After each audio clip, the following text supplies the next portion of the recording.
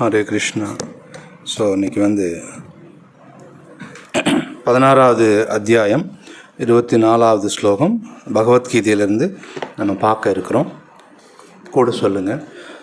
ஓம் நமோ பகவதே வாசுதேவாய.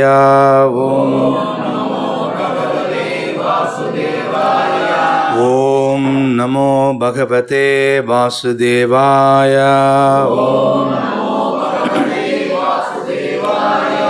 ஓம் நமோ பகவதே வாசுதேவாய.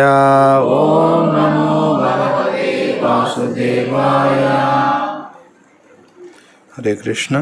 ஸோ 16வது அத்தியாயம் 24வது ஸ்லோகம் கூட சொல்லுங்கள். தஸ்மாத் சாஸ்திரம் பிரமாணம் தே கார்ய அகார்ய வியவஸ்திதௌ ஞாத்வா சாஸ்திர விதானோக்தம் கர்ம கர்த்தும் இஹார்ஹசி. தஸ்மாத் சாஸ்திரம் பிரமாணம் தே கார்ய கார்ய விவஸ்திதௌ ஞாத்வா சாஸ்திர விதானோக்தம் கர்ம ஹர்த்தும் இஹாரசி. மொழிபெயர்ப்பும் பொருளையும் வழங்கிய ஆச்சாரியர் அபயச்சரணாரவிந்த பக்தி வேதாந்த சுவாமி ஸ்ரீல பிரபுபாது கி ஜாய்.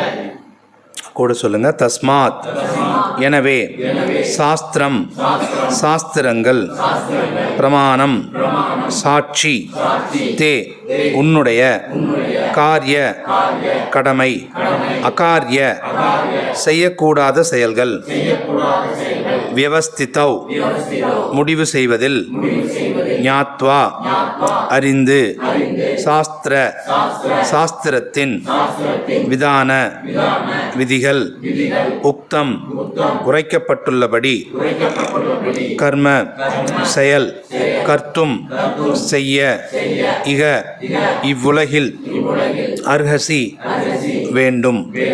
மொழிபெயர்ப்பு கூட சொல்லுங்க. எது கடமை என்றும் எது கடமை அல்ல என்றும் சாஸ்திரங்களின் விதிகளால் ஒருவன் புரிந்து கொள்ள வேண்டும். படிப்படியாக ஏற்றம் பெறுவதற்கு இத்தகு சட்ட திட்டங்களை அறிந்து அவன் செயல்பட வேண்டும். பொருளுரை. 15ஆம் அத்தியாயத்தில் கூறப்பட்டுள்ளபடி வேதங்களின் எல்லா சட்ட திட்டங்களும் கிருஷ்ணரை அறிவதற்கானவையே. பகவத்கீதையிலிருந்து ஒருவன் கிருஷ்ணரை புரிந்து கொண்டு கிருஷ்ண உணர்வில் நிலை பெற்று பக்தி தொண்டில் தன்னை ஈடுபடுத்தினால் அவன் வேத இலக்கியங்களால் அளிக்கப்படும் ஞானத்தின் மிக உயர்ந்த பக்குவ நிலையை அடைந்தவன் ஆவான். பகவான் சைத்தன்ய மகாபிரபு இந்த வழிமுறையை மிகவும் எளிமையாக்கினார். அவர் மக்களிடம் ஹரே கிருஷ்ண கிருஷ்ண கிருஷ்ண ஹரே ஹரே, ஹரே ராம ராம ராம ஹரே ஹரே என்று உச்சரித்து இறைவனுடைய பக்தி தொண்டில் ஈடுபட்டு விக்கிரகங்களுக்கு நைவேத்தியம் செய்யப்பட்ட பிரசாதத்தினை உட்கொள்ளுமாறு மட்டுமே வேண்டினார். இத்தகு பக்தி செயல்கள் அனைத்திலும் நேரடியாக ஈடுபட்டிருப்பவன் வேத இலக்கியங்கள் எல்லாவற்றையும் கற்றறிந்தவனாக அறியப்பட வேண்டும். அவன் பக்குவமான முடிவிற்கு வந்துள்ளான். கிருஷ்ண உணர்வில் இல்லாதவரும் பக்தி தொண்டில் ஈடுபடாதவர்களுமான சாதாரண மனிதர்கள் என்ன செய்ய வேண்டும், என்ன செய்யக்கூடாது என்பதை வேத விதிமுறைகளை வைத்து முடிவு செய்ய வேண்டும். எந்தவிதமான எதிர்வாதமும் இன்றி வேத விதிகளுக்கு ஏற்பவே செயல்பட வேண்டும். இதுவே சாஸ்திரங்களின் விதிகளை பின்பற்றுதல் என அழைக்கப்படுகிறது. கட்டுண்ட ஆத்மாவில் காணப்படும் 4 முக்கிய குறைபாடுகளான பக்குவமற்ற புலன்கள், ஏமாற்றும் இயல்பு, தவறு செய்தல், மாயையின் வசப்படுதல் ஆகியவற்றிற்கு அப்பாற்பட்டவை சாஸ்திரங்கள். கட்டுண்ட வாழ்வில் உள்ள இந்த 4 முக்கிய குறைபாடுகள் சட்டத்திட்டங்களை வகுக்கும் தகுதியை மனிதனிடமிருந்து நீக்கிவிடுகின்றன. எனவே இந்த குறைபாடுகளுக்கு அப்பாற்பட்டு விளங்கும் சாஸ்திர விதிகள் எல்லா சாதுக்கள், ஆச்சாரியார்கள் மற்றும் மகாத்மாக்களால் எந்த மாற்றமும் இன்றி ஏற்றுக்கொள்ளப்படுகின்றன. ஆன்மீக அறிவு சம்பந்தமாக இந்தியாவில் பற்பல குழுக்கள் உள்ளன. அவர்கள் பொதுவாக இரண்டாக பிரிக்கப்படுகின்றனர்: அருவவாதிகள் மற்றும் உருவவாதிகள். இருப்பினும் இந்த இரு பிரிவினருமே வேதங்களின் கொள்கைகளுக்கு ஏற்ப தங்களது வாழ்வை நடத்துகின்றனர். சாஸ்திரங்களின் கொள்கைகளை பின்பற்றாமல் யாரும் பக்குவ நிலைக்கு தன்னை உயர்த்தி கொள்ள முடியாது. எனவே சாஸ்திரங்களின் நோக்கத்தை உண்மையிலேயே புரிந்து கொள்பவன் அதிர்ஷ்டசாலியாக கருதப்படுகின்றான். புருஷோத்தமரான முழுமுதற் கடவுளை புரிந்து கொள்ளும் கொள்கைகளுக்கு எதிரான வெறுப்பே மனித சமூகத்தின் எல்லாவித இழிவுகளுக்கும் காரணமாகும். மனித வாழ்வின் மிகப்பெரிய அபராதம் இதுவே. எனவே பரமபுருஷ பகவானின் ஜடசக்தியான மாயை 3 விதமான துன்பங்களின் உருவில் நமக்கு எப்பொழுதும் தொல்லை கொடுக்கின்றது. அந்த ஜடசக்தி இயற்கையின் முக்குணங்களால் ஆனது. முழுமுதற் கடவுளை அறிவதற்கான பாதை திறக்கப்படுவதற்கு முன் குறைந்தபட்சம் சத்வகுணத்திற்காவது ஒருவன் தன்னை உயர்த்தி கொள்வது அவசியம். சத்வகுணத்தின் தரத்திற்கு உயர்வு பெறாதவன் ரஜோகுணத்திலும் தமோகுணத்திலுமே இருக்கின்றான். அவை அசுர வாழ்வினை கொடுப்பவை. ரஜோகுணத்திலும் தமோகுணத்திலும் இருப்பவர்கள் சாஸ்திரங்களை கேலி செய்கின்றனர், சாதுக்களை கேலி செய்கின்றனர். மேலும் பரமபுருஷ பகவானை முறையாக அறிந்து கொள்ளும் வழிமுறையையும் கேலி செய்கின்றனர். அவர்கள் ஆன்மீக குருவின் அறிவுரைகளை மீறுகின்றனர், சாஸ்திர விதிகளை கண்டுகொள்வதில்லை. பக்தி தொண்டின் பெருமைகளை கேட்டும் கூட அதில் அவர்கள் கவரப்படாமல் இருக்கின்றனர். உயர்வு பெறுவதற்கான சொந்த வழியை அவர்கள் தயார் செய்கின்றனர். இவை அசுரத்தனமான வாழ்விற்கு கொண்டு செல்லக்கூடிய மனித சமூகத்தின் சில குறைபாடுகளாகும். இருப்பினும் பக்குவம் அடைவதற்கான பாதையின் மிக உயர்ந்த நிலையை நோக்கி ஒருவனை இட்டுச் செல்லும் முறையான மற்றும் அங்கீகரிக்கப்பட்ட ஆன்மீக குருவினால் வழிநடத்தப்பட்டால் ஒருவனது வாழ்க்கை வெற்றிகரமானதாக ஆகிவிடும். தஸ்மாத் சாஸ்திரம் பிரமாணம் தே காரிய அகாரிய விவஸ்திதௌ ஞாத்வா சாஸ்திர விதானோக்தம் கர்ம கர்த்தும் இஹார்ஹசி. ஓம் அஜ்ஞானாத்திமிராந்தஸ்ய ஞானாஞ்சன சலாக்கய சக்ஷுர் உன்மீலிதம் ஏன தஸ்மை ஸ்ரீ குரவே நமः. ஸ்ரீ சைத்தன்ய மனோபீஷ்டம் ஸ்தாபிதம் ஏன பூதலே ஸ்வயம் ரூப கதாமஹ்யம் ததாதி ஸ்வபதாந்திகம். நமோ விஷ்ணு பாதாய கிருஷ்ண பிரஸ்தாய பூதலே ஸ்ரீமதே ஜெயபதாக சுவாமி நித்யநாமினி நமாச்சாரிய பாதாய நிதாய கிருப பிரதாயினே கௌர கததாமதாய நஹர கிராமதாரிணி. नमो विष्णुपादाय कृष्ण प्रस्थाय भूतले श्रीमते भक्ति वेदांत स्वामी नित्यनामिने नमस्ते सारस्वते देवे गौरवाणी प्रचारणे निर्विशेष शून्यवादी पाश्चात्य देश तारिणे. जय श्री कृष्ण चैतन्य प्रभु नित्यानंद श्री अद्वैत गदाधर शिवासादि गौर भक्त वृंद. हरे कृष्ण कृष्ण कृष्ण हरे हरे हरे राम राम राम हरे हरे. हरे कृष्ण ஹரே கிருஷ்ணா. ஸோ ஒரு புதன்கிழமையும் ஈரோடு இஸ்கான் கோவிலில் நடக்கிற இந்த சத்சங்க நிகழ்ச்சிகளுக்கு வந்திருக்கிற உங்கள் அனைவரையும் வரவேற்கிறோம். ஸோ எல்லாருக்கும் நன்றி தெரிவிச்சுக்கிறோம். ஹரே கிருஷ்ணா. சரி, இது 16வது அத்தியாயம், தெய்வீக மற்றும் அசுர இயல்புகள். ஸோ பகவான் கிருஷ்ணர் மக்கள்கிட்ட இருக்கிற தெய்வீக மற்றும் அசுர இயல்புகள் பற்றி பேசுகிறார். அதில் கடைசி ஸ்லோகம் இந்த ஸ்லோகம். சரிங்களா? சரி. ஸோ நம்ம எல்லாருமே மனித உடல் எடுத்திருக்கிறோம் இல்லைங்களா? இல்லையா? சார் யாருமே சொல்லலைன்னு டவுட் ஆகிட்டேன். எல்லாருமே மனித உடல் எடுத்திருக்கிறோம். ஸோ மனித உடல் எடுத்திருக்கிறோம் அப்படின்னா நமக்கு கடமை ஏதாவது இருக்கா? சரி, கடமைகள் இருக்குது. கடமைகள்னால் நீங்கள் பார்த்தீங்கன்னா மனித உடல் எடுத்ததுனால தான் கடமை இருக்குது. சரிங்களா? மிருக உடல் எடுத்தால் கடமை கிடையாது. இப்போ நீங்கள் ஒரு புலிக்கு காலையில் கரெக்டாக 4:30 மணிக்கு எழுந்திருக்கணும், குளித்து ரெடி ஆகணும், மங்களாரத்தி அட்டன் பண்ணணும், அப்புறம் 6 மணிக்கு மேலே அதுக்கு பிரசாதம்னா அடித்து சாப்பிட்றது தானே, அடித்து சாப்பிட்றதுக்கு கிளம்பணும். கிளம்பிட்டு ஒர்க்கெல்லாம் முடிச்சுட்டு சாயந்தரம் படுத்து தூங்கணும், நைட் நேரத்தில் கரெக்டாக தூங்கணும், காலைல முன்னாடி எழுந்திருக்கணும். விதிமுறைகள்லாம் கிடையாது. சரிங்களா? எந்த கடமையும் கிடையாது. புலி குட்டி போட்டுச்சு, ஓகே, அந்த புலியை எங்கேயாவது படிக்க வைக்கணும் அல்லது ஏதாவது அடுத்தது அதுக்கு ஒரு திருமணம் செய்து வைக்கணும், எந்த கடமையும் கிடையாது. சரிங்களா? ஸோ பார்த்திங்கன்னா நம்ம உடனே நினைப்போம், பரவாயில்லையே அப்படி கூட இருந்திருக்கலாம் போல், எந்த கடமையும் கிடையாது, ரொம்ப ஜாலியாக இருக்கணும். ஸோ கடமை மனித உடல் எடுத்துட்டால் கண்டிப்பாக இருக்குது. என்னெல்லாம் கடமை நீங்கள் இருக்குதுன்னு நினைக்கிறீங்க உங்களை பொறுத்த வரைக்கும், அல்லது நம்மளை பொறுத்த வரைக்கும்? எனக்கும் கடமை இருக்குது, சரிங்களா?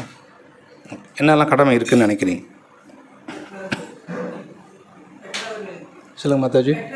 பெற்றவர்களுக்கு நம்ம ஏதாவது செய்யணும், இது என்னோடய கடமை. ஓகே, இல்லை நீங்கள் சாஸ்திரம் வரைக்கும் போகாதீங்க. பொதுவாக நம்ம ஒரு நார்மலாக வாழ்க்கையில் இருக்கிறோம், நமக்கு என்ன கடமைகள்லாம் இருக்குதுன்னு நினைக்கிறீங்க? ஓகே, நம்ம ஆசையை நிறைவேற்றிக்கணுங்கிறதும் கடமை. ஓகே, சரி.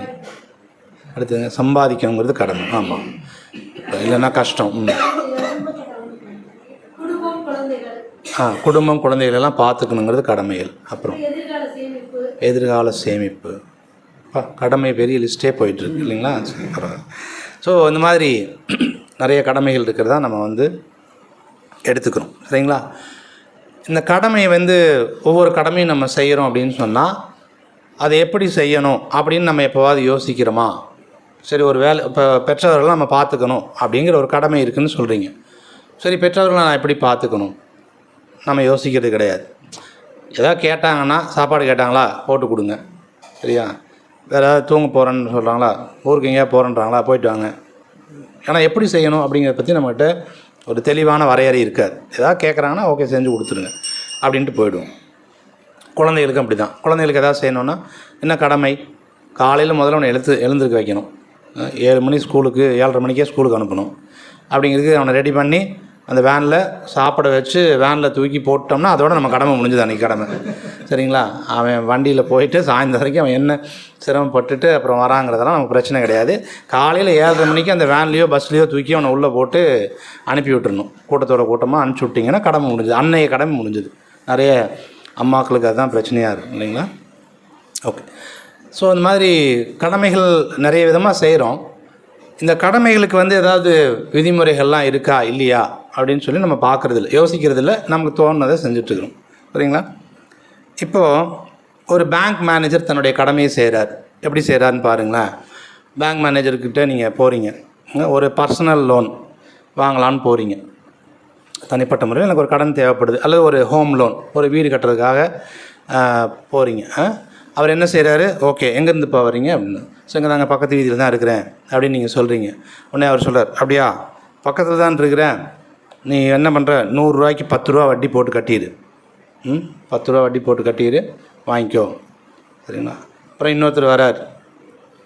அவர் வந்தோடனே அவரோட ஃப்ரெண்டு, ஓ நீ என்னோடய ஃப்ரெண்டு, ஒன்றும் பிரச்சனை இல்லை, நீ வட்டியே கட்ட வேணாம், கடன் வாங்கிட்டு போ, அப்படி அவர் சொல்கிறாருன்னு வச்சுக்கோங்க. இது மாதிரி ஒவ்வொருத்தருக்கும் அவருக்கு தெரிஞ்சவங்களுக்கு ஒரு மாதிரி, தெரியாதவங்களுக்கு ஒரு மாதிரி, என்ன தோணுதோ அதெல்லாம் கடமையாக செய்கிறாருன்னு வச்சுக்கோங்க. இதை எப்படி எடுத்துக்குவீங்க? இது சரியான விஷயமா? ஏன்? அப்போ அவர் நம்ம என்ன எதிர்பார்ப்போம் அவர்கிட்ட அப்படின்னா, உங்களுக்கு ஒரு புத்தகம் கொடுத்துருப்பாங்களே கவர்மெண்ட்டில், இன்ன லோன் வாங்குகிறோம்னா இன்ன வட்டி போடுங்க, இந்த ஆட்களுக்கு இவ்வளோ வருமானத்துக்குள்ளே இருக்கிறாங்கன்னா இவ்வளோ வட்டி மட்டும்தான் போடணும், இந்த வருமானத்துக்கு மேலே இருந்தால் இந்த கடன் கொடுக்கக்கூடாது, இப்படிலாம் உங்களுக்கு ஒரு ரூல்ஸ் புக் இருக்கும். அந்த புக்கு படி தான் நீங்கள் நடந்துக்கணும் அப்படின்னு நம்ம அவங்ககிட்ட சொல்லுவோம், அப்படி தானே? பேங்க் மேனேஜர் அவருடைய மனம் போன போக்கில் உங்களுக்கு என்ன தோணுதோ அதெல்லாம் செய்யுங்க அப்படின்னு அவர் கடமையை செய்கிறாரு. ஆனால் அவர் லோன் கொடுக்குறாரு, வாங்க பணம் கொடுக்குறாரு, எல்லாம் பண்ணுறாரு அப்படின்னா அந்த கடமை எப்படி அவர் இஷ்டத்துக்கு செய்யலாங்களா? விட முடியாது. அடுத்து ஒரு மெடிக்கல் மருத்துவர்கிட்ட போகிறீங்க, சரியா? உடம்புல ஒரு சின்னதாக புண்ணு வந்துருச்சுங்க, கையில் வந்துருக்கு அப்படின்னு போனோடனே, அப்படியா சரி பரவாயில்ல, அது கை அங்கே இருந்தால் அது பிரச்சனை தான், கையை எடுத்துடலாம் அப்படின்னு யோசிக்கிறாருன்னு வச்சுக்கோங்க. இன்றைக்கி எனக்கு ஒரு ஆப்ரேஷன் பண்ண வேண்டியிருக்கு, நான் பழகணும், அல்லது ஏதாவது யோசிச்சுட்டு அந்த கையை எடுத்துடுறேன் அப்படின்னு சொல்கிறாருன்னு வச்சுக்கோங்க. வேற ஒருத்தர் வரார், சுகர்னால் ப்ராப்ளம் ஆகிடுச்சிங்க, கை ஃபுல்லாக பிரச்சனையாக இருக்குது, இல்லை இதுக்கு ஆயின்மெண்ட்டு போடு போதும் அப்படின்னு கொடுக்குறாருன்னு வச்சுக்கோங்க. ஏதாவது அவர் இஷ்டத்துக்கு என்ன தோணுதோ அதெல்லாம் செய்கிறார். எதையா 2 மருந்து எடுத்து கொடுத்து போய் இன்றைக்கி சாப்பிட்டு வா, நம்மளுடைய மனம் போன போக்கில் அவர் செய்வாரா? விடுவோமா? மாட்டோம். உடனே அடுத்தது என்ன சொல்லுவோம், சார் இப்படியெல்லாம் நீங்கள் பண்ணக்கூடாது, உங்களுக்குன்னு சில ஒரு புத்தகம் இருக்கும், இந்த வியாதிக்கு இந்த பிரச்சனைக்கு இப்படித்தான் மருந்து கொடுக்கணும், இதுக்கு இந்த விஷயத்துக்கு தான் நீங்கள் ஆப்ரேஷன் பண்ணணும். நம்மளாம் செகண்ட் ஒப்பீனியன் போவோம். ஒருத்தர் ஆப்ரேஷன் பண்ணணும்னு சொன்னால் கூட உடனே பண்ணிக்க மாட்டோம். இன்னொரு டாக்டரை போய் நிஜமாகவே ஆப்ரேஷன் தேவைதானவா அப்படின்னு அவரும் அந்த புத்தகத்தை ரெஃபர் பண்ணி அப்படி தான் சொல்கிறாரான்னு நம்ம ஒரு தடவைக்கு 2 தடவை என்ன பண்ணுறோம், வெரிஃபை பண்ணுறோம். அதை சரி பார்த்துட்டு தான் நம்ம என்ன செய்கிறோன்னா இது நீங்கள் இப்படி தான் செய்யணும் இந்த கடமையை அப்படின்னு நம்ம வந்து எதிர்பார்க்கணும். லாயர் அதே மாதிரி அவர் என்ன செய்கிறாருன்னா கோர்ட்டில் வாதாடுறார். இவர் எனக்கு தெரிஞ்சவருங்க, இவர் அதனால் தப்பு பண்ணதாக வந்து சொல்கிறதெல்லாம் பொய்ங்க, அதனால் ரிலீஸ் பண்ணிவிடுங்க அப்படின்னு அவர் வாதாடுறாருன்னு வச்சுக்கோங்க. அல்லது அவருக்கு இவன் எனக்கு பிடிக்காதுங்க, இவர் செஞ்சாரா செய்யலையான்னு தெரியாது, ஆனால் செஞ்சுருக்கிறதுக்கு வாய்ப்பு அதிகமாக இருக்குது, இவரை தூக்கி உள்ளே போடுங்க, அவர் இஷ்டத்துக்கு வாதாட முடியாது. அவர் என்ன செஞ்சாகணும், அவர்கிட்டையும் ஒரு புத்தகம் இருக்கும், இது வந்து ஒரு புத்தகம் இருக்கும், இந்த விதிமுறைப்படி இந்த சட்டத்திட்டம் படி நீங்கள் வந்து பேசணும், இதுபடி இதுக்கு அந்த தண்டனை கொடுக்கலாமா கூடாதான்னு தான் பேசணும். அப்படி தான் அவருடைய கடமை செய்யணும். சரிங்களா? இப்போ பாருங்கள், நம்ம இந்த மாதிரி ஒரு பேங்க் மேனேஜரோ ஒரு மருத்துவரோ ஒரு வழக்கறிஞரோ தன்னுடைய கடமையை செய்யணும்னு சொல்லும்போது நம்ம என்ன செய்கிறோம், நீங்கள் சில சட்டத்திட்டங்கள் உங்களுக்குன்னு கொடுக்கப்பட்டிருக்கும், அதை கடைப்பிடிச்சு தான் நீங்கள் வந்து என்ன செய்யணும், உங்களுடைய கடமையை செய்யணும் அப்படின்னு நம்ம சொல்கிறோம். ஆனால் நம்ம வாழ்கிறதுக்கு நம்ம சரியாக நிறைய கடமைகள் இருக்குதுன்னு சொல்கிறோம். அந்த கடமைகளுக்கெல்லாம் எந்த விதமான சட்டத்திட்டங்களும் கிடையாது, நான் என் இஷ்டத்துக்கு செய்யலாம் அப்படின்னு செய்கிறோமா இல்லைங்களா? அப்படி செய்கிறோம் நம்ம. சரிங்களா?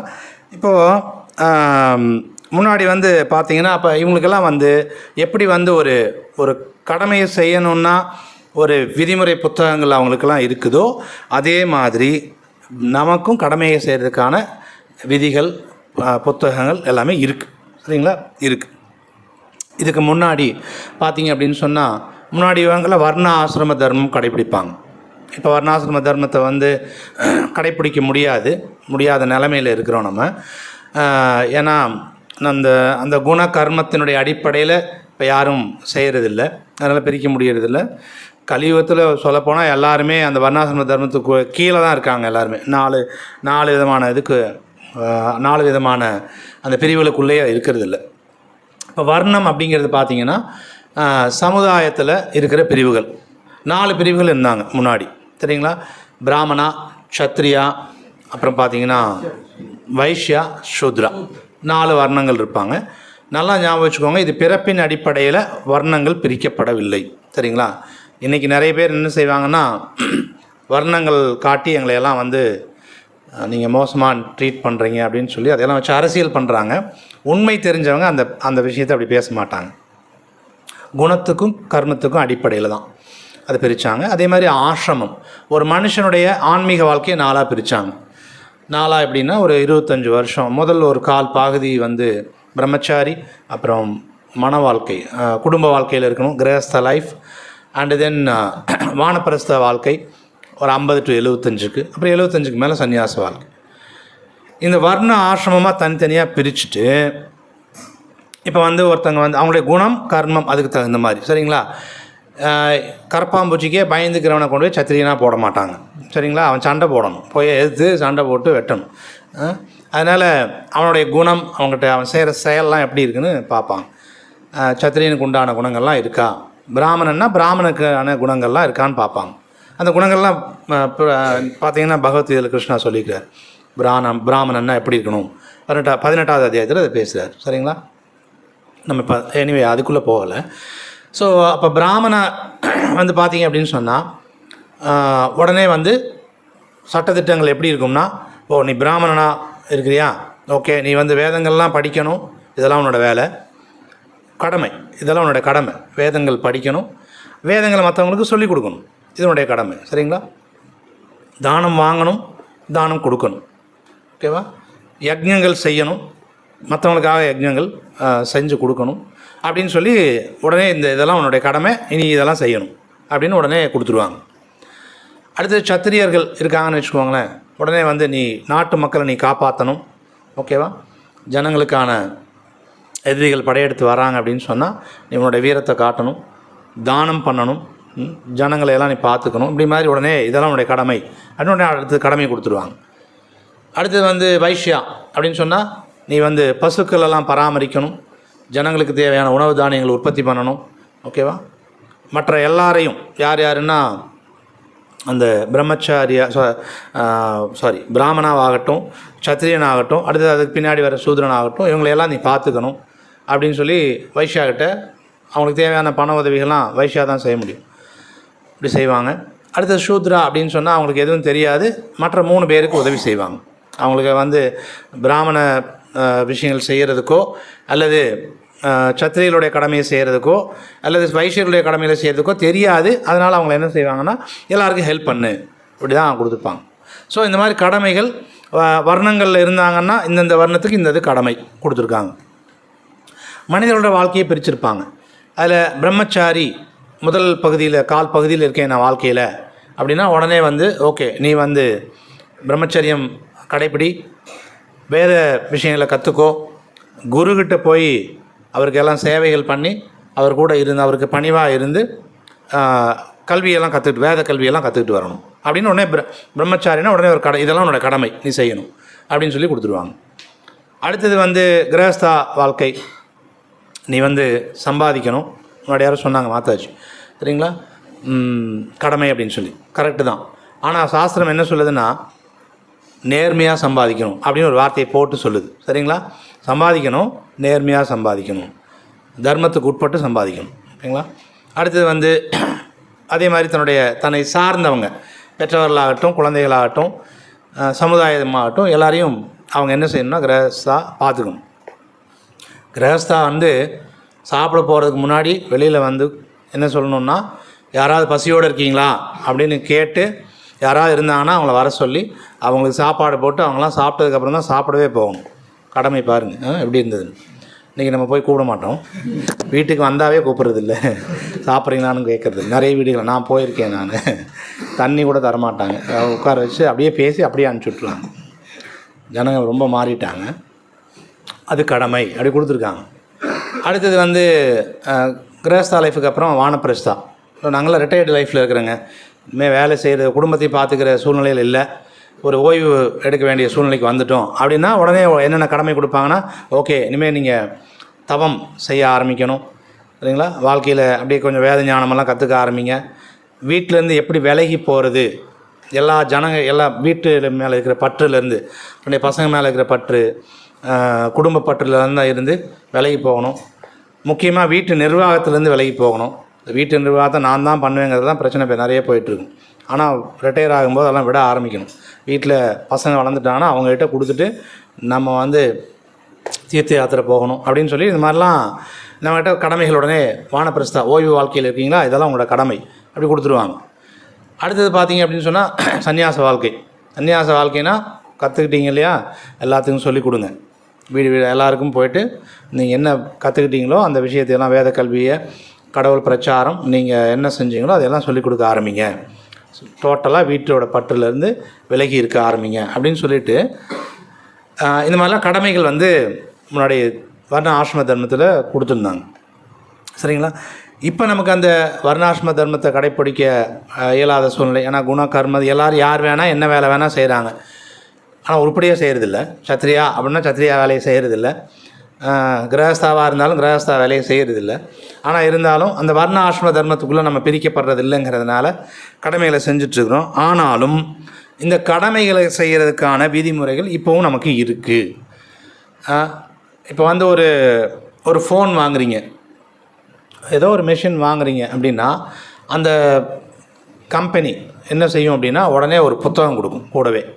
இதை நீங்கள் இப்படி தான் உபயோகப்படுத்தணும், இதை இப்படியெல்லாம் உபயோகப்படுத்தலைன்னா அது வந்து கெட்டுரும், அது உங்களுக்கு உபயோகமாகாமல் போயிடும் அப்படின்னு சொல்லிவிட்டு உடனே ஒரு புத்தகம் கொடுத்து தான் அனுப்புவாங்க. இதெல்லாம் பார்த்து செஞ்சுக்கோங்க. அந்த புத்தகத்தில் இருக்கிற மாதிரி நான் அதை உபயோகப்படுத்தலைன்னு வச்சுக்கோங்க, எனக்கு தோணுன மாதிரிலாம் அதை உபயோகப்படுத்தினேன்னா அது கெட்டு போயிடும், அது நமக்கு உபயோகப்படாமல் போயிடும். ஓகேங்களா. அப்போது எப்படி வந்து ஒரு எந்திரத்துக்கோ அல்லது ஒரு ஃபோனுக்கோ ஒரு புத்தகம் கொடுக்குறாங்களோ அது மாதிரி இந்த உடல் கொடுத்த உடனே பகவான் கிருஷ்ணா என்ன பண்ணுறாருன்னா ஒரு புத்தகம் கொடுக்குறாரு. அந்த புத்தகம் வேறு எதுவும் இல்லை, பகவத்கீதை. அப்போ பகவத்கீதை அப்படிங்கிற ஒரு புத்தகத்தை கண்டிப்பாக நம்ம படித்து இதில் இருக்கிற அறிவுரைகளை பின்பற்றி தான் இந்த உடலை நான் உபயோகப்படுத்தணும் சரிங்களா. இதான் கண்டிஷன். ஒரு ஃபோன் கம்பெனிக்காரங்க கொடுக்குற புத்தகத்தை வச்சுக்கிட்டு தான் அதை உபயோகப்படுத்தணும்னு சொல்கிறோம் இல்லைங்களா. அது மாதிரி இந்த உடலை பகவத்கீதையில் பகவான் கிருஷ்ணர் சொன்னபடி தான் இந்த உடலை உபயோகப்படுத்தணும். இல்லை என் இஷ்டத்துக்கு தான் உபயோகப்படுத்துவேன் அப்படின்னு சொன்னால் இந்த உடல் கெட்டும், நமக்கே உபயோகமாகாமல் போயிடும். ஓகேங்களா. அது என்ன உபயோகம், எப்படி பயன்படுத்துங்கிறத பற்றி பின்னாடி பேசுவோம் நம்ம. சரிங்களா? அப்போ புத்தகம் நமக்கு இருக்குது. நான் என்னுடைய கடமைகளெல்லாம் செய்கிறதுக்கு என்கிட்ட புத்தகம் இருக்குது. இந்த புத்தகத்தை பார்த்து தான் நான் கடமையை செய்யணும். ஏற்கனவே நம்ம சொன்னோம், ஒரு வக்கீல் தான் இஷ்டத்துக்கு கடமையை செய்யக்கூடாதுன்னு நம்ம சொல்கிறோம். ஒரு பேங்க் மேனேஜர் தான் இஷ்டத்துக்கு அவருடைய கடமையை செய்யக்கூடாதுன்னு நம்ம சொன்னோம். சரிங்களா? ஒரு மருத்துவர் தன்னுடைய இஷ்டத்துக்கு மனம் போன போக்கில் அவர் என்ன செய்யக்கூடாது, அவருடைய கடமையை செய்யக்கூடாது. ஆனால் நம்ம எப்படி இருக்கிறோம்னா, நான் கிரகஸ்தாவாக இருந்தாலும் சரி, நான் பிரம்மச்சாரியாக இருந்தாலும் சரி, அல்லது நான் வானப்பிரஸ்தாவாக இருந்தாலும் சரி, அல்லது சன்னியாசியாக இருந்தாலும், அல்லது நான் எந்த வர்ணத்துக்குள்ளே இருந்தாலும் சரி, நம்ம என்ன நினைக்கிறோம்னா, நான் ஏன் மனம் போன போக்கில் செய்வேன், நான் எந்த புத்தகத்தையும் ஃபாலோ பண்ண மாட்டேன், என்னோடய கடமைகளெல்லாம் என்னுடைய விருப்பப்படி நான் செய்வேன் அப்படின்னு நம்ம சொல்கிறோம். சரிங்களா? இது மிகப்பெரிய மிஸ்டேக். இதை தான் பிரபுபாதர் இங்கே என்ன சொல்கிறார் அப்படின்னு சொன்னால், இங்கே ஒரு வார்த்தை சொல்கிறாரு.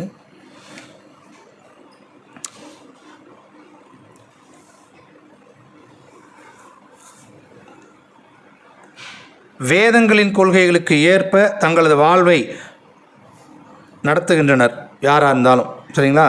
சாஸ்திரங்களின் கொள்கைகளை பின்பற்றாமல் யாரும் பக்குவ நிலைக்கு தன்னை உயர்த்தி கொள்ள முடியாது அப்படின்னு சொல்கிறார். அப்போ என்னுடைய கடமையை சாஸ்திர புத்தகங்களின் வழியாக படித்து புரிஞ்சுக்கிட்டு தான் நம்ம நம்ம கடமையை செய்யணும் அப்படின்னு சொல்கிறார். அப்படி இல்லைன்னா பக்குவ நிலை நமக்கு வராது அப்படிங்கிறத பிரபுபாதர் சொல்கிறார். சரிங்களா?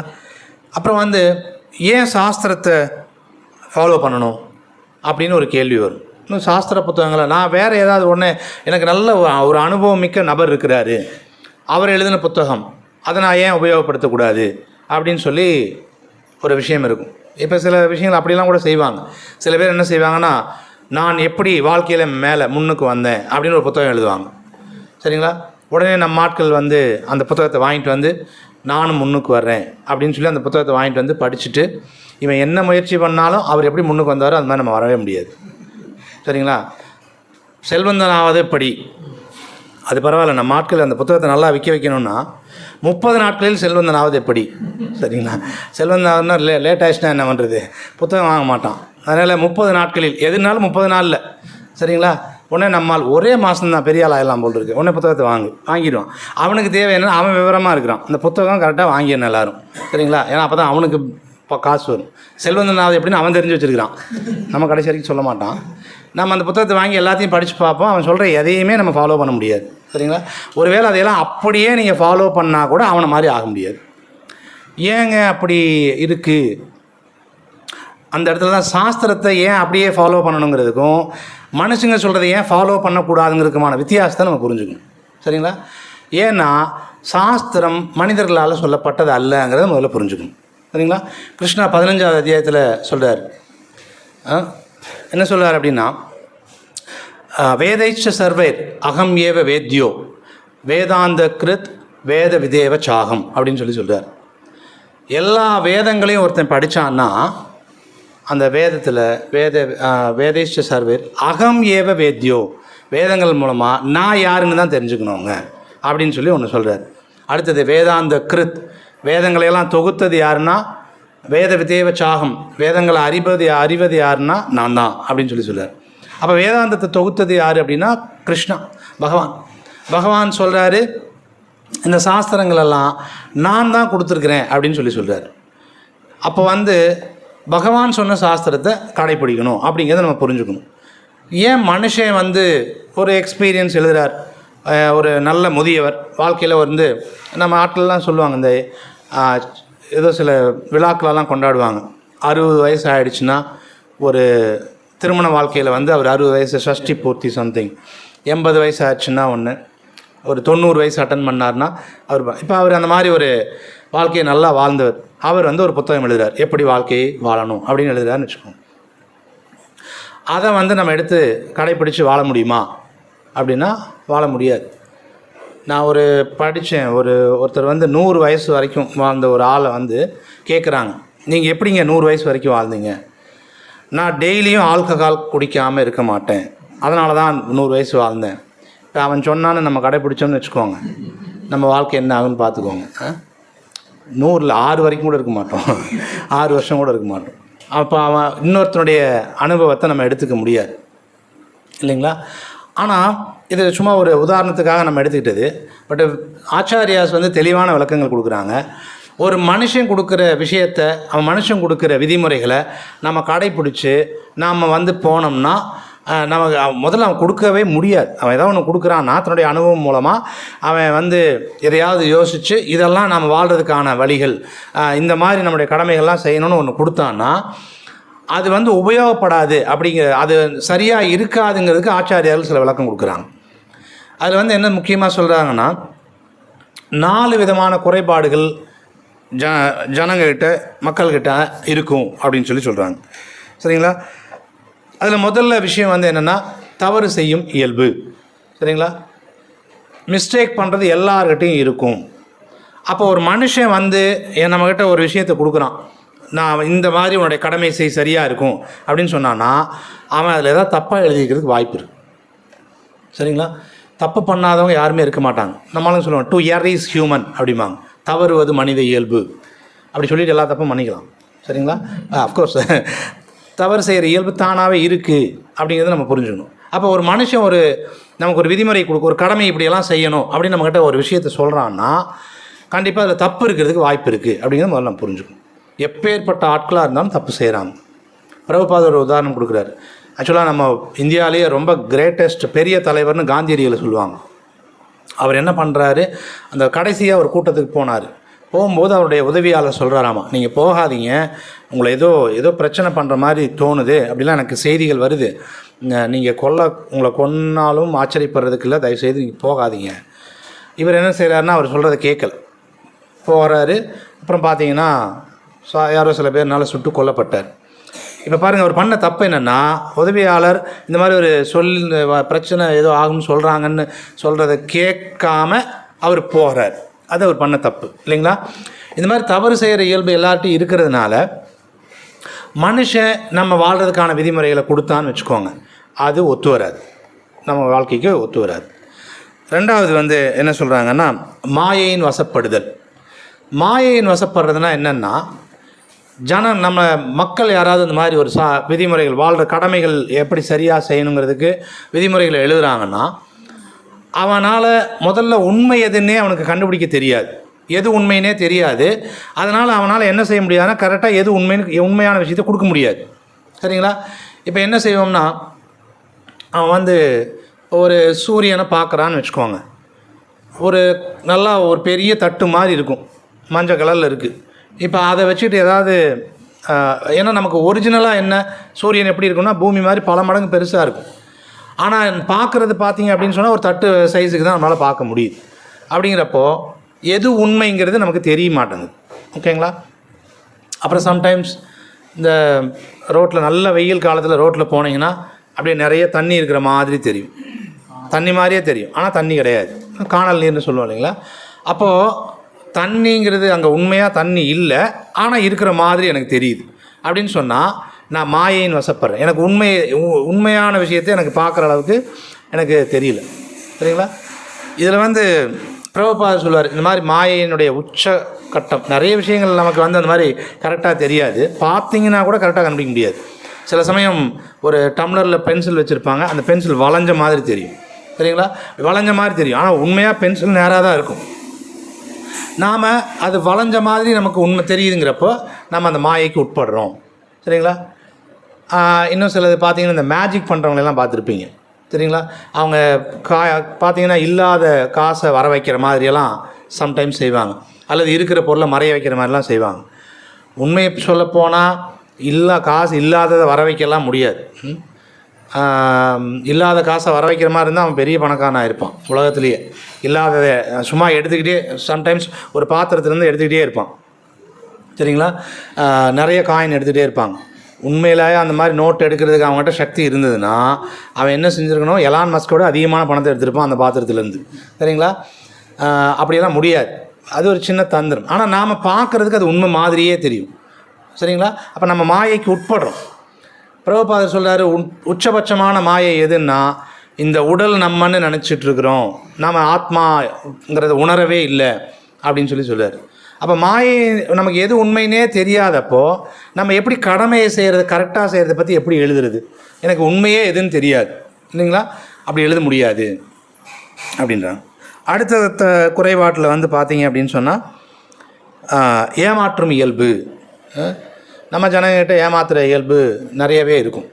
நீங்கள் ஒன்றும் வேண்டாம், சம்டைம்ஸ் வந்து ஒரு இடத்துக்கு போகிறீங்க, ஆட்டோக்காரங்கிட்ட ஏங்க இந்த அட்ரஸுக்கு போகணும் அப்படின்னு சொன்னால் அது ஒரு கிலோமீட்டர் தான் இருக்கும், சரிங்களா? 50 ரூபா ஆகும், நமக்கு தெரியலன்னு வச்சுக்கோங்க. 50 ரூபா ஆகுமா? 50 ரூபாய்ங்களா, சரிங்க அப்படின்னு சொன்னால் 1 கிலோமீட்டரில் கொண்டு போய் இறக்கி விட்டுட்டா மீட்டர் ஒரு 20-25 ரூபா தான் காட்டும். இவனை ஒரு 4 கிலோமீட்டர் சுற்றி விட்டு கொண்டு போய் அங்கே விட்டுட்டு போவோம் செய்வாங்க. ஏன்னா அவனுக்கு பணம் வேணும்னா செஞ்சுருவான், சரிங்களா? அப்புறம் சம்டைம்ஸ் வந்து சில இடங்களுக்கு போவோம், ஏதோ ஒரு பொருள் வாங்குறதுக்கு ஒரு கடைக்கு போவோம், அந்த பொருள் அந்த கடைக்கிட்ட அவங்கக்கிட்ட இருக்காது. ஏதோ ஒரு பொருள் வாங்க போகிறோம், அவங்ககிட்ட இருக்காது. ஏங்க இது எங்கெங்கே கிடைக்கும் கேட்டு பாருங்கள், எனக்கு தெரியலிங்க அப்படின்னு சொல்லுவான். இல்லைன்னா அங்கெங்கேயாவது கிடைக்கும் அப்படின்னு வேறு பக்கம் எங்கேயாவது திருப்பி விட்ருவாங்க. ஆனால் அவனுக்கு நல்லா தெரியும் இந்த பொருள் இந்த கடையில் கிடைக்கும். ஏன்னா அவனுக்கு காம்படிட்டர், அவனுடைய போட்டியாளர் யாருன்னு தெரியும். எதிர்த்தாப்புல கடையிலேயே கூட அந்த பொருள் இருக்கும், சரிங்களா? நம்மகிட்ட சொல்ல மாட்டாங்க, போய் ஏமாற்ற இயல்பு. அப்போ இவன் ஒரு மனுஷன் ஏமாற்றும் இயல்பு இருக்கிற ஆள் நம்மளுடைய கடமையை சரியாக எப்படி செய்யுதுங்கிற விஷயத்த சரியாக எப்படி சொல்ல முடியும்? இது ஒரு குறைபாடு. அடுத்தது வந்து பார்த்திங்க அப்படின்னு சொன்னால் நம்முடைய புலன்கள் எல்லாமே குறைபாடு. இப்போ இந்த ரூமில் எல்லா லைட்டும் ஆஃப் பண்ணிட்டீங்கன்னா என்னென்ன பொருள் என்ன இருக்குதுன்னு தெரியாது. அப்போ நம்ம கண்ணுனால் என்ன செய்ய முடியாதுன்னா கரெக்டாக எல்லாத்தையும் கண்டுபிடிக்க முடியாது, ஓகேங்களா? பார்வை வந்து ஒரு 6 மீட்டருக்கு அந்த பக்கம் ஏதாவது பொருள் இருந்ததுன்னா கண்டுபிடிக்க முடியாது. அதனால் கண் பார்வையை வந்து செக் பண்ணுறாங்க. தெரியலன்னா புலன் குறைபாட்டுக்காக அதை சரி பண்ணுறதுக்காக ஒரு 6 மீட்டர் அளவுக்காவது ஒழுங்காக இப்போ பக்கத்தில் இருக்கிறத பார்க்குறதுக்கு முடியாதனால தான் இந்த கண்ணாடியை போட்டுட்ருக்கணும். அப்போ வந்து பார்த்திங்கன்னா குறைபாடு இருக்குது, பக்கத்தில் இருக்கிற விஷயமே எனக்கு தெரியல அப்படின்னு சொன்னால் என்னுடைய அறிவுக்கு அப்பாற்பட்ட விஷயங்கள்லாம் நான் எப்படி சொல்கிறது? என்னுடைய காது எல்லா சப்தங்களையும் கேட்டுருமானா எல்லா சப்தத்தையும் கேட்காது. பகவான் கிருஷ்ணா பேசின பகவத்கீதை இன்றைக்கும் காற்றுல இருக்குது. ஆச்சாரியர்களெல்லாம் அதை காற்றுலேருந்து அதை எடுக்கிறதுக்கு சக்தி வாய்ந்தவங்களாக இருப்பாங்க. நமக்கு அதெல்லாம் எதாவது கேட்குதா? பகவான் சொன்ன வார்த்தைகள்லாம் யாருக்காவது கேட்குதுங்களா பகவத்கீதை? அப்படின்னா டாக்டரை பார்க்கணும். நமக்கு எதாவது கேட்குதுன்னா, ஏன்னா நமக்கு அப்படி கேட்குறதுக்கு வாய்ப்பு இல்லை, இல்லைங்களா? சப்தங்கள் எல்லா சப்தங்களையும் நமக்கு காது கேட்காது. ஆனால் பார்த்தீங்கன்னா இதை சில விலங்குகள் கேட்டும். நீங்கள் வௌவால் எடுத்துக்கோங்க, அதுக்கு சவுண்டெல்லாம் நம்ம கேட்காத சவுண்டெல்லாம் அது கேட்கும், சரிங்களா? நமக்கு நைட்டு பார்க்க முடியாது இருட்டில், ஆனால் விலங்குகள் நிறைய நாய் அல்லது பூனை அதெல்லாம் பார்த்தீங்கன்னா நைட்டில் தெளிவாக பார்க்கும். அப்போ அந்த சக்தி அங்கே இருக்குது, நம்மகிட்ட கிடையாது. அப்போ ஒரு மனிதன் புலன்கள் எல்லாமே குறைபாடு இருக்கும்போது இந்த புலன்கள் மூலமாக தான் எல்லா அறிவையும் தெரிஞ்சுக்க முயற்சி பண்ணுவோம். இப்போ இந்த மைக்கு எப்படி இருக்கும் அப்படின்னு தெரிஞ்சுக்கணுன்னா நான் என் கண்ணை யூஸ் பண்ணுவேன், அடுத்தது என் காதை யூஸ் பண்ணுவேன். கண்ணை யூஸ் பண்ணி இந்த மைக்குன்னா அப்படியெல்லாம் இருக்கும் அப்படின்னு புரிஞ்சுக்க முயற்சி பண்ணுவேன். அப்புறம் காதை யூஸ் பண்ணி இந்த சத்தமெல்லாம் இப்படி வருதா அப்படிங்கிறத காதை யூஸ் பண்ணி தான். அப்போ என்னுடைய புலன்களெலாம் உபயோகப்படுத்தி தான் ஒரு பொருளை பற்றிய அறிவை நான் கற்றுக்க விரும்புகிறேன். ஆனால் புலன்களெல்லாம் குறைபாடு உள்ளதாக இருக்கும்போது என்னுடைய கடமையெல்லாம் சரியாக செய்யணுங்கிறதுக்கான சரியான அளவில் இதையெல்லாம் இந்த புலன்களை வச்சு அந்த சரியான அறிவை நான் புரிஞ்சுக்க முடியாது, சரிங்களா? அப்போ இந்த 4 விதமான குறைபாடுகள் இருக்கும்போது என்னால் என்ன செய்ய முடியாதுன்னா, நான் ஒரு விஷயத்தை மனிதனுடைய கடமை என்ன, அவன் எப்படி எதை செய்யணும், எதை கரெக்டாக எப்படி செய்கிறது அப்படிங்கிறத எப்படி எதை செய்யக்கூடாது அப்படிங்கிறத சொல்லக்கூடிய அறிவு அவங்களால எடுக்கவே முடியாது. அப்போ அதனால் மனிதர்கள் நமக்கு எது கடமை அல்ல அப்படின்னு நான் ரொம்ப அனுபவம் வாய்ந்தவன் யார் சொன்னாலுமே அதை நம்ம ஏற்றுக்க முடியாது, சரிங்களா? ஆனால் பகவான் கிருஷ்ணர் எப்பேற்பட்டவர் அப்படின்னு சொன்னால் இந்த குறைபாடுகள் எல்லாத்துக்கும் அப்பாற்பட்டவர், சரிங்களா? எல்லாத்துக்கும். ஆச்சாரியார்கள் எப்படிப்பட்டவங்கன்னா இந்த மாதிரியான குறைபாடுகளுக்கெல்லாம் அப்பாற்பட்டவங்க ஆச்சாரியார்கள், சரிங்களா? அதனால் பார்த்தீங்க அப்படின்னு சொன்னால் பகவான் இந்த எல்லா குறைபாடுகளுக்கும் இந்த எல்லா குறைபாடுகளுக்கு அப்பாற்பட்டவராக இருக்கிறதுனால இப்போ பகவான் கொடுக்குற அந்த கடமை எது கடமை அல்ல அப்படிங்கிற விஷயத்தை கொடுக்குறாரு இல்லைங்களா ஒரு சாஸ்திர புத்தகம். அப்போ அந்த புத்தகத்தை நம்ம கடைப்பிடிக்கும் போது தான் நமக்கு எல்லாமே அது சரியாக இருக்கும், ஓகேங்களா? இப்போது அடுத்தது வந்து ஓகே, இந்த கடமைகளையெல்லாம் இந்த சாஸ்திரங்களையெல்லாம் வந்து நம்ம என்ன செய்கிறோம்னா என்னோடய கடமை அல்ல அப்படின்னு புரிஞ்சுக்கிறதுக்கு இந்த சாஸ்திரங்களை படிக்கிறேன்னு வச்சுக்கோங்க. சரி, படிச்சுக்கிட்டு இருக்கிறேன், நான் என்ன செய்யணும் அப்படின்னா அது கிருஷ்ணா இந்த ஸ்லோகாவில் சொல்கிறார். படிப்படியாக ஏற்றம் பெறுவதற்கு இத்தகு சட்ட திட்டங்களை அறிந்து அவன் செயல்பட வேண்டும். இதெல்லாம் தெரிஞ்சுக்கிட்டோமா செயல்படணும் அப்படிங்கிறார். சரிங்களா? இப்போ எனக்கு சுகர் ப்ராப்ளம் இருக்குது அப்படின்னு ஒருத்தர் போகிறார் மருத்துவர்கிட்ட.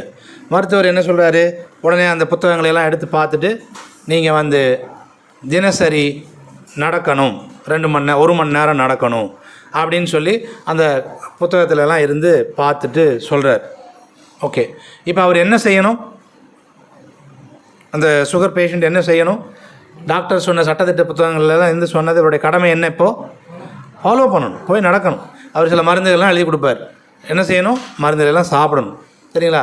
போயிட்டு ஓகே, காலையில் இந்த மருந்து சாப்பிட்ணும், மத்தியானம் இந்த மருந்து சாப்பிட்ணும், சாயந்தரம் இந்த மருந்து சாப்பிட்ணும். கரெக்டு, மருந்தெல்லாம் வாங்கிட்டு வந்தாச்சு. அவர் சொன்னார் டெய்லியும் காலையில் 1 மணி நேரம், சாயந்தரம் 1 மணி நேரம் நடக்க சொன்னார். ஓகே, தெரிஞ்சுக்கிட்டாச்சு. சும்மா இருக்காருன்னு வச்சுக்கோங்க, என்ன நடக்கும்? அந்த வியாதியிலேருந்து அவர் விடுபட முடியாது.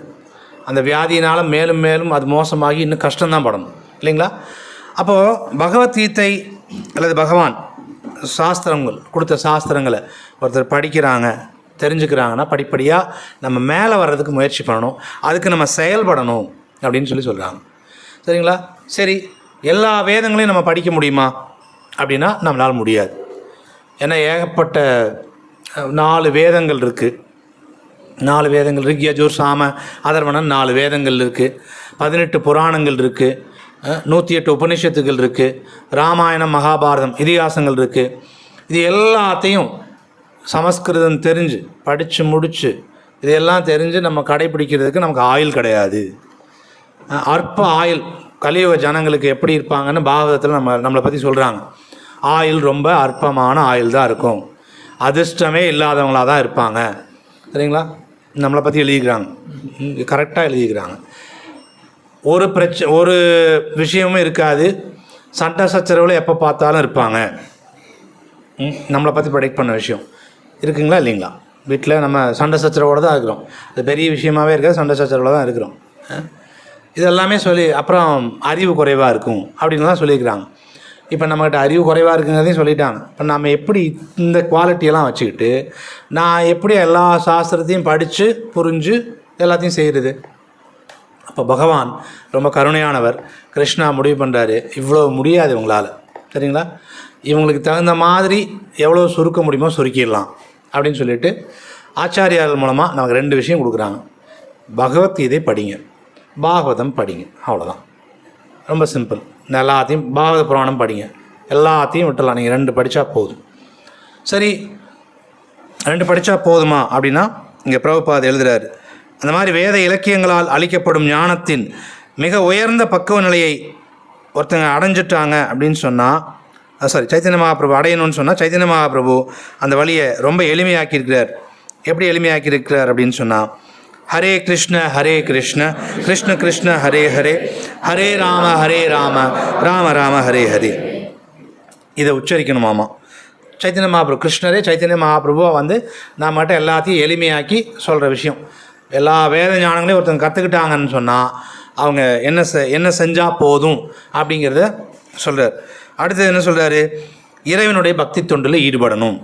அடுத்தது விக்கிரகங்களுக்கு நைவேத்தியம் செய்யப்பட்ட பிரசாதத்தினை உட்கொள்ளுமாறு வேண்டினார். அவ்வளோதான்.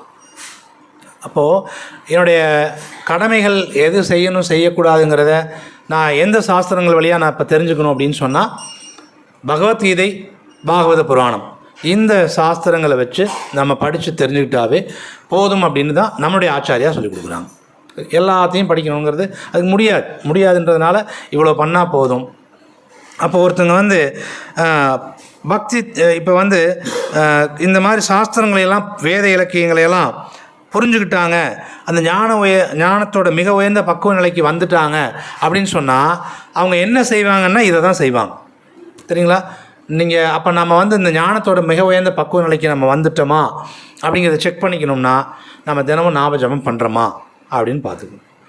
தினமும் பகவத்கீதையோ பாகவதமோ படிக்கிறதுக்கு முயற்சி பண்ணுறோமா பார்த்துக்கோங்க.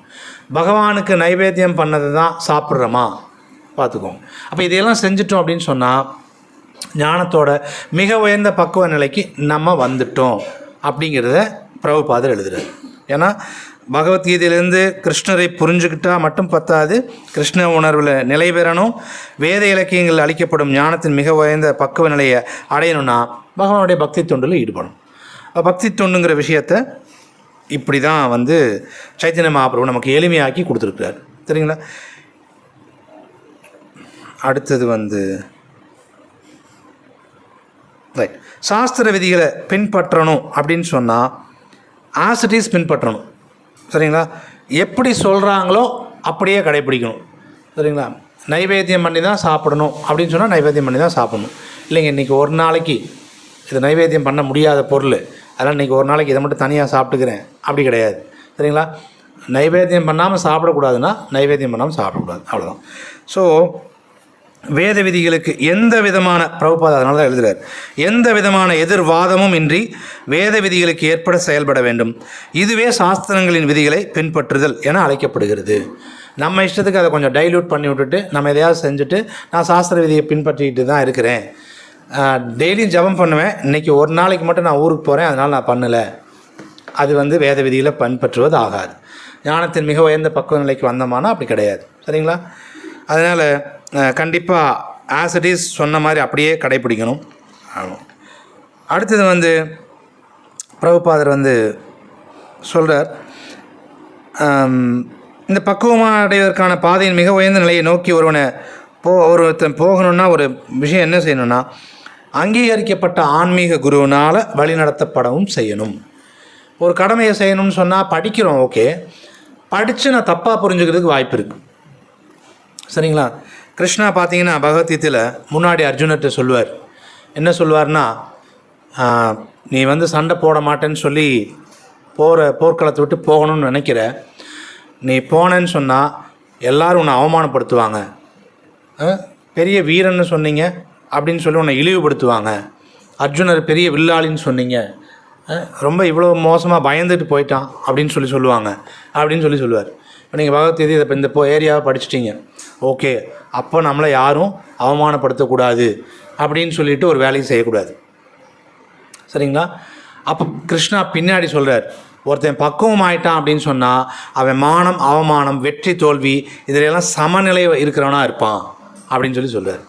அப்போ கரெக்டாக புரிஞ்சுக்கணும் அப்படின்னு சொன்னால் இதுக்கு நம்ம வந்து அதை ஃபாலோ நம்மளுடைய ஆச்சாரியர்கள் மாதிரி யாராவது ஒரு குருவுக்கு கீழே அதை பயிற்சி பண்ணணுமே தவிர நானாக படித்து புரிஞ்சுக்க முயற்சி பண்ணும்போது தப்பாக போகிறதுக்கு வாய்ப்பு இருக்குது. ஏன்னா நம்ம 3 குணங்களுக்குள்ளே செயல்படுறோம். சரிங்களா? 3 குணங்களுக்குள்ளே எப்படி செயல்படுறோம்? 3 குணங்கள் அப்படின்றது வந்து பார்த்திங்கன்னா, நான் இப்போ ஜபம் பண்ணணும்னு நினைக்கிறேன். சரிங்களா? நான் ஜபம் பண்ணணும்னு நினைக்கும்போது நம்ம ஹரே கிருஷ்ண மகாமந்திரத்தை எப்படி ஜபம் பண்ணுறோம்? சில சமயங்களில் உட்காந்துட்டு ஜபம் பண்ணிகிட்டே இருப்போம், தூங்கிட்டு இருப்போம்.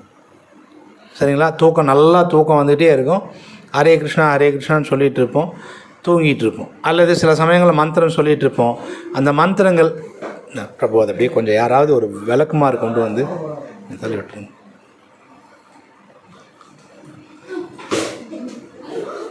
கடமையை ஒழுங்காக நம்ம செய்யலைன்னா இப்படி வந்து பகவத்கீதா கிளாஸுக்குள்ளார சுற்றிக்கிட்டு இருக்க வேண்டியது தான், தவிட்டு தான் இருக்கணும். சரிங்களா? ஸோ கடமையை தயவுசெய்து ப்ராப்பராக பண்ணிவிடுங்க. அது நம்மளை மாதிரி இருந்த ஆள் தான், நீங்கள் வந்து யாரோ ஒருத்தர்னு நினச்சிடாதீங்க. அஃப்கோர்ஸ் ஏகாதசியில் பகவத்கீதை கேட்க வந்துட்டார் போல். சரிங்களா? நம்ம கடமையை ஒழுங்காக கடைப்பிடிக்கலைன்னாலும் இப்படி நிலைமை ஆகிடும். அதனால் வந்து நம்ம என்ன செய்யணும்னா நம்ம கடமையை வந்து கரெக்டாக செய்யணும். ஓகே, ஆச்சாரியர்கள்ட்ட போய் கேட்டு தெரிஞ்சுட்டு நம்ம இதை கடைப்பிடிக்கணும். சரிங்களா? ஓகே, சரிங்க, அதெல்லாம் முடியாதுங்க, நீங்கள் என்ன வேணால் சொல்லுங்கள், எனக்கு வந்து சொல்கிறதெல்லாம் கேட்டுக்கிறேன், பரவாயில்ல, பட்டு அப்போல்லாம் பண்ண முடியாது, எனக்கு என்ன தோணுதோ அதுதான் செய்வேன் அப்படின்னு சொல்லி சொல்கிறோம்னு வச்சுக்கோங்களேன். கிருஷ்ணா இதுக்கு முன்னாடி ஸ்லோகத்தில் சரி அப்படி இருந்தீங்கன்னா என்ன நடக்கும் அப்படிங்கிறதையும் ஒரு சொல்லிடுறார். சரிங்களா? என்ன சொல்கிறார் அப்படின்னு சொன்னால், யகசாஸ்திர விதிம் உத்ருஜ்ய வர்த்ததே காமகாரத நசசித்தும் அவாப்னோதி நசுக்கம் நகதி நபராம் கதிம் அப்படின்னு சொல்கிறார். சரி, மனம் போன போக்கில் தான் நான் செயல்படுவேன், என் ஆசை என்னோடய விருப்பம், நான் அப்படி தான் செயல்படுவேன், வேத விதிகள்லாம் நான் கடைப்பிடிக்க மாட்டேன் அப்படின்னு சொல்கிறார். நசசித்திம் அப்படின்னு சொல்லிட்டார். சரிங்களா?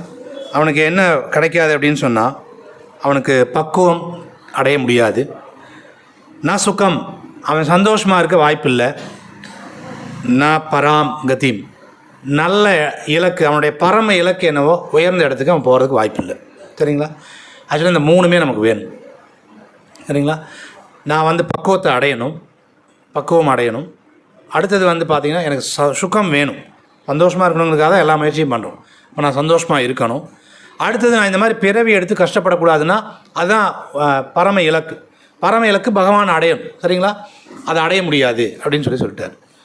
அப்போ இப்போ சொல்லுங்கள், நம்முடைய கடமைகள், பெற்றோராக நம்ம செய்ய வேண்டிய கடமைகளாகட்டும், அல்லது ஒரு மனைவியா, ஒரு கணவனா, அல்லது ஒரு குழந்தைகளா, மகன்களா மகள்களா, அல்லது ஒரு அண்ணன் தம்பியா, நம்ம செய்ய வேண்டிய கடமைகள் எல்லாம் எப்படி செய்யணும்? சாஸ்திர விதிகளினுடைய அடிப்படையில் தான் செய்யணும். சரிங்களா? ஒரு பேங்க் மேனேஜரை அவர் மனம் போன போக்கில் செயல்படுவதற்கு நம்ம அனுமதிப்பதில்லை. ஒரு மருத்துவர் தன்னோட இஷ்டத்துக்கு எதையாவது செய்கிறதுக்கு அவரை நான் அனுமதிக்கிறது இல்லை. ஒரு வழக்கறிஞர் தன்னுடைய இஷ்டத்துக்கு வாதாடுறதுக்கு அனுமதிக்கிறது இல்லை. எல்லாருக்கும் அவங்கள வழிகாட்டுகிற புத்தகம் கொடுத்து அது மாதிரி தான் செயல்படணும்னு நம்ம எப்படி எதிர்பார்க்குறோமோ, அது மாதிரி நம்ம இந்த புத்தகத்தினுடைய விதிமுறைகளுக்கு, சாஸ்திர புத்தகத்தினுடைய விதிமுறைகளுக்கு ஏற்ப தான் நம்ம செயல்படணும் அப்படின்னு பகவான் எதிர்பார்க்குறார்.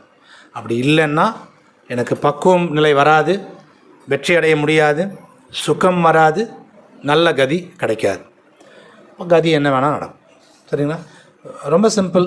பிறப்பில் இருந்து மாட்டிட்டு மறுபடியும் இப்போ என்னெல்லாம் கஷ்டப்படுறோமோ இதே கஷ்டங்கள் பட்டுகிட்டே இருக்கும். சரிங்களா? ஓகே. அதனால் நம்ம இந்த கடமைகளெல்லாம் சாஸ்திர விதிகள் மூலமாக தெரிஞ்சு கடைப்பிடிக்கணும். மகாபிரபு சைத்தன்ய மகாபிரபு ரொம்ப எளிமையாக்கி கொடுத்துருக்கிறாரு. அவசியம் எல்லோரும், என்னுடைய வேண்டுகோள், தினசரி எல்லோரும் கண்டிப்பாக ஜபம் பண்ணுங்கள், பகவத்கீதை பாகவதம் படிங்க, பிரசாதம் சாப்பிடுங்க. ஸோ இதுதான் நம்முடைய பணிவான வேண்டுகோள். சரிங்களா? ஓகே, இந்த இடத்துல நான் நிறுத்திக்கிறேன். உங்களுடைய கேள்விகள் ஏதாவது இருந்தால் நீங்கள் கேட்கலாம். ஹரே கிருஷ்ணா.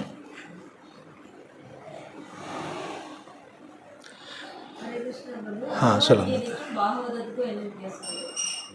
ஓகே. ஸோ பகவத்கீதையில் நிறைய விதிமுறைகளெல்லாம் சொல்லப்பட்டிருக்கு. சரிங்களா?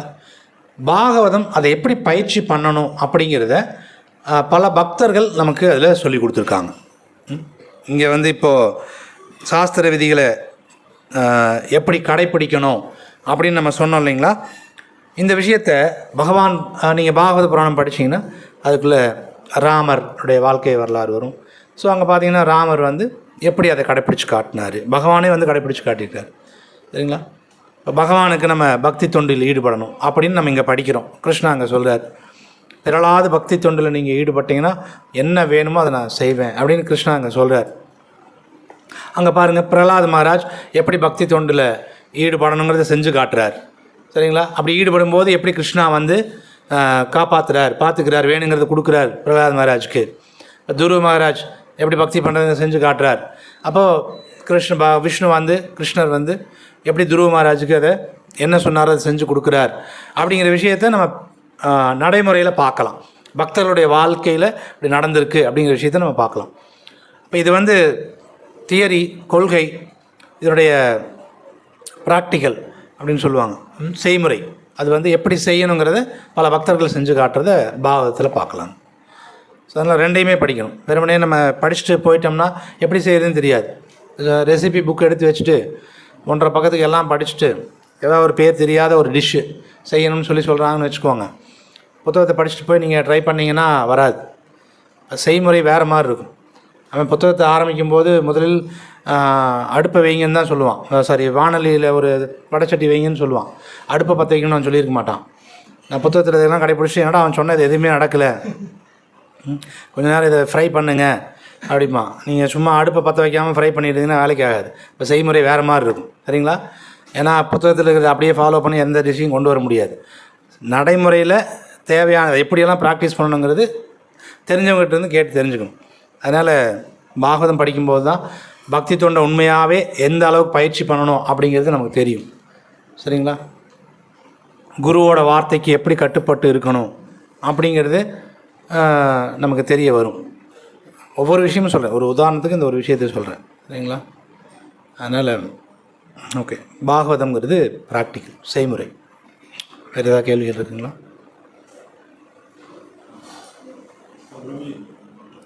சொல்லுங்க பிரபு.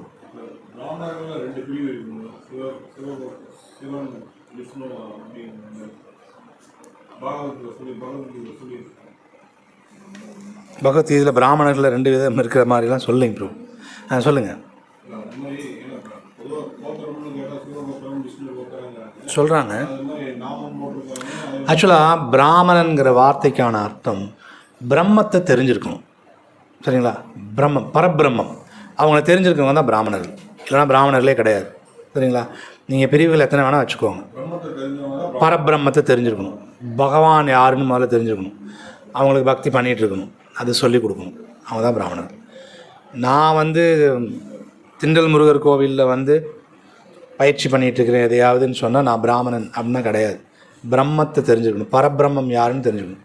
நான் முருகர் தான் கடவுள்னு சொல்லி கொடுத்துட்ருக்கேன்னா நான் தப்பாக சொல்லி கொடுத்துட்ருக்கேன். ஏன்னா பகவத்கீதையில் சாஸ்திரங்கள் எங்கேயுமே அப்படி கிடையாது. சரிங்களா?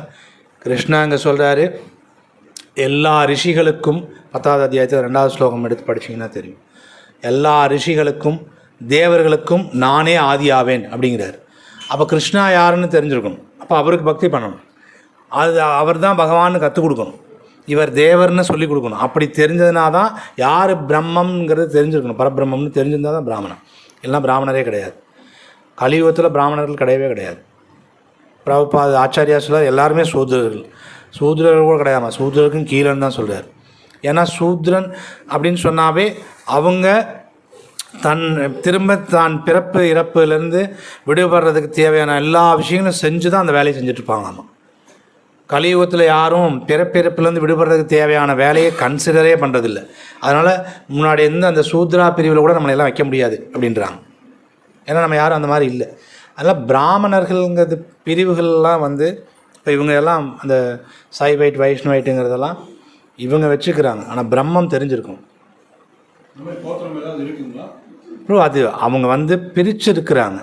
மனிதர்கள் அது அவங்கள அந்த இனம் எங்கே யார் கூட திருமணம் செய்யணும் அப்படிங்கிற மாதிரியான விஷயங்களுக்கு இவங்க பிரித்து வச்சுருக்காங்க. சரிங்களா? அதெல்லாம் இருக்குது.